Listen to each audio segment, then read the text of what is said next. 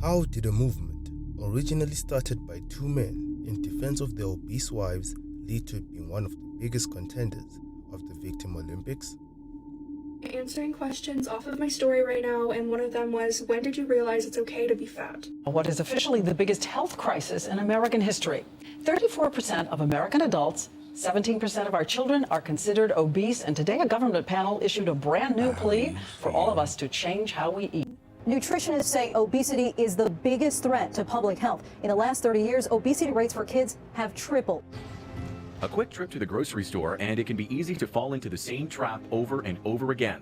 Flashy packaging, promises of great taste, all meant to lure families, and kids especially, into eating what food companies want. It's the discrimination that makes fat people unhealthy, nothing else. McDonald's breakfast is fire. Even now, she's not even 2, but she'll see something with, a Sesame Street character and she wants that. The food industry's success in targeting children, just one of the reasons researchers say the fight against obesity is unacceptably slow.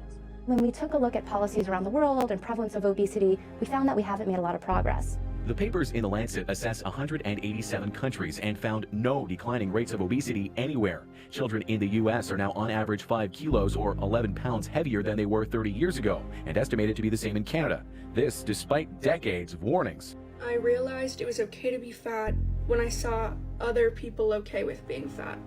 And not just being okay with it, but actively trying not to change it and living their life to the fullest. It's critical that we focus on prevention, and prevention means focusing on kids.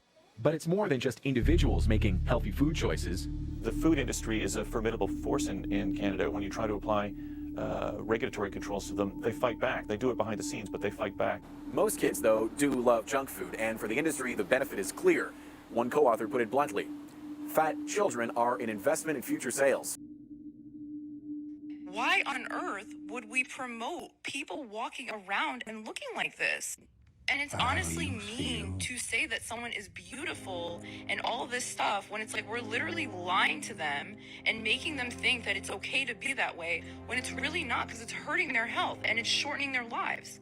If you really care about people, you tell them the truth. Now that sounds like a pretty reasonable person if you ask me. They're not actually like mocking that person or hating on that person. They're just saying that it is extremely unhealthy to be at that weight if you want to live a very long and fulfilling life. Now let's see what a fat activist says about the same video. Here's a point-by-point breakdown on why everything that creator said is not okay and wrong. To start, you cannot determine someone's health just by how they look. Actually, you can. Of heart problems. She's healthier than I am. Oh my God, I can't believe what you just said. Everything I just said to you, forget it. She now told me you have a family history of heart disease. So everything I just told you is worse.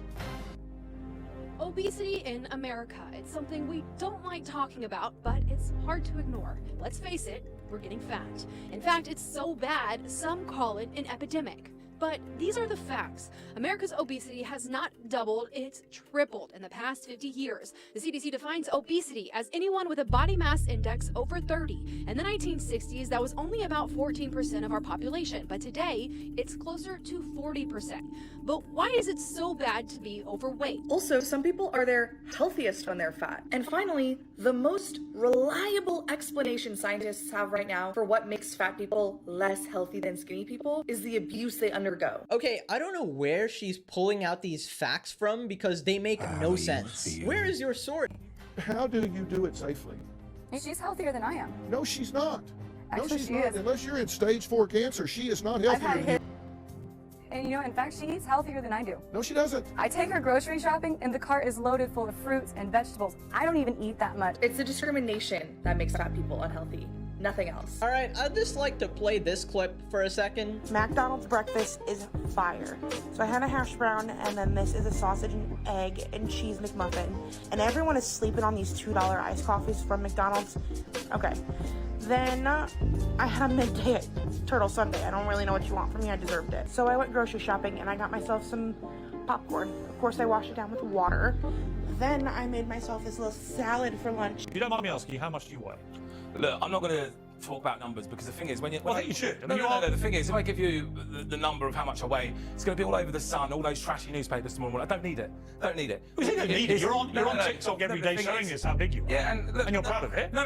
There's a difference. There's proud and then there's just being positive in my own skin, and that's what I am. Right. I'm not proud to be fat. Would I'm you not proud to... accept that by medical definition you are morbidly obese? Look, if that's what medically you want to call it, then call it. Well, no, Fine, you it's know fine. your weight. I don't. No. But that's, yeah, you could say that. Yeah. Right, so here's You my could say issue that. with this body positivity thing.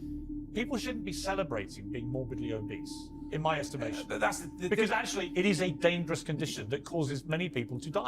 Well, it's dangerous. The census says the two primary drivers of mortality are smoking and obesity. It can increase your risk of diabetes, heart disease, even pancreatic, liver, and thyroid cancers. You have brainwashed these people. We did a pre-interview with her, okay? Okay. She told us what she had to eat the day that we did the pre-interview with her. He's healthier than you? Then you need to stay here when she leaves, because we're going to put you in the insane asylum. 7 a.m., 4 or 5 donuts while she's cooking breakfast. What did she have for breakfast? A 7-egg omelet with a 1.5 cups of cheese. She put a full bell pepper, a full onion, and a full package of ham in it. Then she ate 4 or 5 potatoes that she made into hash browns with another full pepper and onion. And that held her for 45 minutes, which is probably what it took to eat it. And then she had 4 corn dogs dipped in nacho cheese and a full-size bag of potato chips.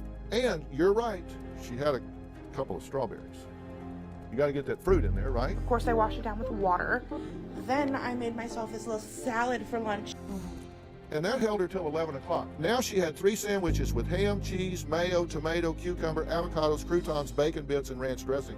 And she said, this is where I get my vegetables. So she had tomatoes and avocado smeared in mayonnaise with croutons and bacon bits. Now we get to lunch. She has a large pepperoni pizza. Then at 1 o'clock, she has snack number 3, 2 bowls of ice cream with caramel and whipped cream.